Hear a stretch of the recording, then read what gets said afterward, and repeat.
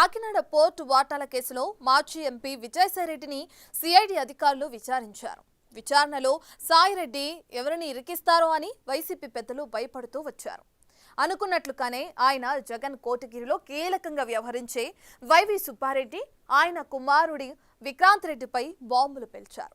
Port వ్యవహారంలో కీలక పాత్ర విక్రాంత్ రెడ్డిదే అని విచారణలో వెల్లడించినట్లు సాయిరెడ్డి స్వయంగా చెప్పడం విశేషం.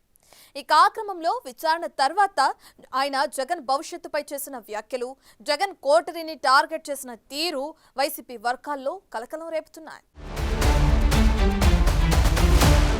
కాకినాడ పోర్టు వాటాల బదిలీ కేసులో ఏపీ సిఐడి అధికారులు మాజీ ఎంపీ విజయసాయిరెడ్డికి నోటీసులు ఇచ్చారు. నోటీసులో పేర్కొన్న ప్రకారం విజయవాడ సిఐడి రీజనల్ కార్యాలయంలో సాయిరెడ్డి విచారణకు హాజరయ్యారు. కాకినాడ పోర్టులో వాటాను బలవంతంగా రాయించుకున్న వ్యవహారంపై విజయసాయిపై కేసు నమోదు చేశారు. అప్పుడు వాటాల్లో పాత్రధారులు, సూత్రధారులపై విజయసాయిరెడ్డిని సిఐడి అధికారులు ప్రశ్నించారు. సిఐడి కార్యాలయంలో విజయసాయిరెడ్డి మినహా ఇంకా ఎవరినీ అధికారులు లోపలకు అనుమతించలేదు. న్యాయవాదులకు కూడా అనుమతి లేదన్నారు. విజయసాయిరెడ్డి చెప్పే సమాధానాలపై వైసీపీ కీలక నేతల గుట్టు రట్టయ్యే అవకాశముందని అందరూ భావించారు. విచారణలో ఏం చెప్తారోనని వైసీపీ నేతలు బెంబేలెత్తిపోయారు. ఇటీవల వైసీపీకి రాజ్యసభ సభ్యత్వానికి రాజీనామా చేసిన విజయసాయిరెడ్డి అనుకున్నట్లే కాకినాడ పోర్టు వాటాల కేసులో బాంబు పేల్చారట. కాకినాడ సీపోర్టు ప్రైవేట్ లిమిటెడ్ అధిపతి కేవీ రావును బెదిరించి అక్రమంగా వాటాలను తీసుకున్నారన్న అభియోగాలతో విజయసాయిపై కేసు నమోదైంది. కేవీ రావు ఫిర్యాదుపై కేసు నమోదు చేసిన సిఐడి వైసీపీ నేత సుబ్బారెడ్డి కుమారుడు వైవి విక్రాంత్ రెడ్డితో పాటు విజయసాయిపైన కేసు నమోదు చేశారు. ఈ కేసులో A1 గా విక్రాంత్ రెడ్డి, విజయసాయిరెడ్డిని A2 గా, శరత్ చంద్రారెడ్డి A3 గా ఉన్నారు. ఈ కేసులో ఈడీ కూడా కొన్నాళ్ల కిందట విజయసాయిని విచారించింది. తాజాగా సిఐడి విచారణలో కేవీ రావుతో వైవి సుబ్బారెడ్డికి ఉన్న సాన్నిహిత్యాన్ని వివరించారట. వైవి విక్రాంత్ రెడ్డిని కేవీ రావుకి తాను పరిచయం చేశానని వస్తున్న ఆరోపణల్లో నిజం లేదని, ఈ కేసులో కర్త, కర్మ, క్రియ విక్రాంత్ రెడ్డేనని తేల్చి చెప్పారట. ఆ విషయాన్ని విచారణ తరువాత సాయిరెడ్డి స్వయంగా మీడియాకు వివరించి వైసీపీ నేతల్ని ఉలిక్కి పడేలా చేశారు. వైవి సుబ్బారెడ్డి గారు, కేవీ రావు గారు అత్యంత ఆప్త మిత్రులు. నేను విక్రాంత్ రెడ్డిని కేవీ రావుకి పరిచయం చేయాల్సినటువంటి అవసరమే లేదు.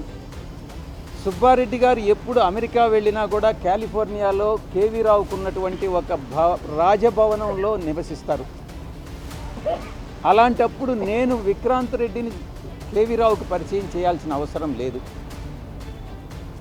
ముఖ్యంగా దీనిలో విక్రాంత్ రెడ్డి పాత్ర గురించి అడిగినప్పుడు ఆది నుంచి అంతిమం వరకు నా మీద ఆరోపణలు చేశారు కాబట్టి ఈరోజు నేను మీ ముందు వచ్చి జవాబు చెప్పుకోవాల్సిన పరిస్థితి వస్తుంది. కాబట్టి ఈ యొక్క డీల్ని నాకు తెలిసినంత వరకు కేవీ రావు కామన్ ఫ్రెండ్స్ ద్వారా కేవీ రావును అడిగించినప్పుడు కేవీ రావే దీన్ని ఆది నుంచి అంతిమం వరకు విక్రాంత్ రెడ్డే డీల్ చేశాడన్నటువంటి విషయం కామన్ ఫ్రెండ్స్కి చెప్పడం జరిగింది.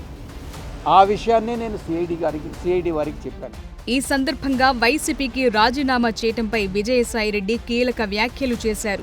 జగన్ చుట్టూ కోటరీ ఉందని, ఆ కోటరీ వల్లే ఆయనకు తాను దూరమైనట్లు మాజీ ఎంపీ పేర్కొన్నారు. జగన్ మనసులో స్థానం లేదని తెలిసాక తన మనసు విరిగిపోయిందన్నారు. అందుకే పార్టీ నుంచి వెళ్లిపోతున్నానని జగన్ కు చెప్పినట్లు సాయిరెడ్డి పేర్కొన్నారు. కోటరీ నుంచి బయటపడితేనే జగన్ కు భవిష్యత్తుంటుందని స్పష్టం చేశారు. జగన్ ను కలవాలంటే ఈ కోటరీకి లాభం చేకూర్చాలని తీవ్ర విమర్శలు చేశారు. ఇప్పుడు కూడా పార్టీ నుంచి వచ్చిన తర్వాత జగన్మోహన్ రెడ్డి బాగుండాలనే కోరుకుంటున్నాను. కానీ ఈ యొక్క ద్వితీయ శ్రేణి నాయకత్వం, వాటిని ఏమంటారు, వీళ్ళు చుట్టూ ఉండేటటువంటి వాళ్ళని కోటరీ, ఈ కోటరీ నుంచి ఏ రోజైతే ఆయన బయటపడతాడో ఆ రోజు ఆయనకు భవిష్యత్తు ఉంటుంది. లేకుండా ఉంటే భవిష్యత్ అనేటటువంటిది చాలా కష్టంగా ఉంటుంది. ఇంతకన్నా మించి చెప్పగలను. జగన్ కోటరీని ద్వితీయ శ్రేణి నాయకులతో పోల్చిన సాయిరెడ్డి ఆ ద్వితీయ శ్రేణి నేతలే తనకు జగన్ కు మధ్య అభిప్రాయ భేదాలు సృష్టించి జగన్మోహన్ రెడ్డి మనసు విరిచే ప్రయత్నం చేసి విజయం సాధించారని సాయిరెడ్డి ఆరోపిస్తున్నారు. 3.5 సంవత్సరాల పాటు పార్టీలో అవమానాల పాలయ్యానని, తాను దిగిన ప్రతి మెట్టు ఇంకొకరు పైకెక్కడానికి ఉపయోగపడిందని జగన్ కోటరీ నేతల్ని దెప్పిపొడిచారు. దీంట్లో చాలా మంది పాత్రధారులు, సూత్రధారులు ఉన్నారని వ్యాఖ్యానించారు. పార్టీలో నుంచి అయితే నేను రిజైన్ చేశానో ఆ పార్టీలో ద్వితీయ శ్రేణి నాయకులు ఎవరైతే ఉన్నారో వాళ్ళు నాకు మా నాయకుడికి మధ్యన అభిప్రాయ భేదాలను సృష్టించి జగన్మోహన్ రెడ్డి గారి మనసుని విరిచేటటువంటి ప్రయత్నం చేసి వాళ్ళు విజయం సాధించారు.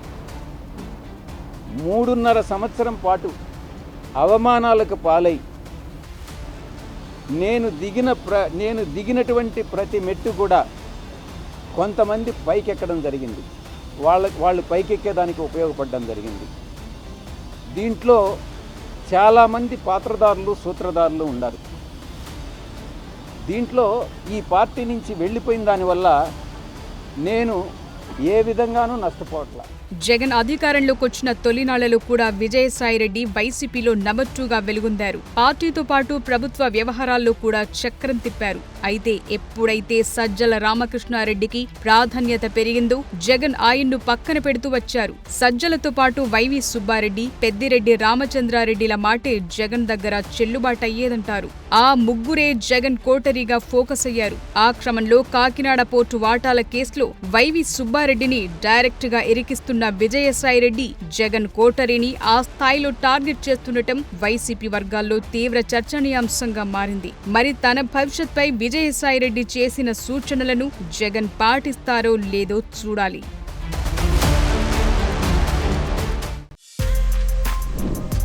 For more videos like this, subscribe Big TV channel.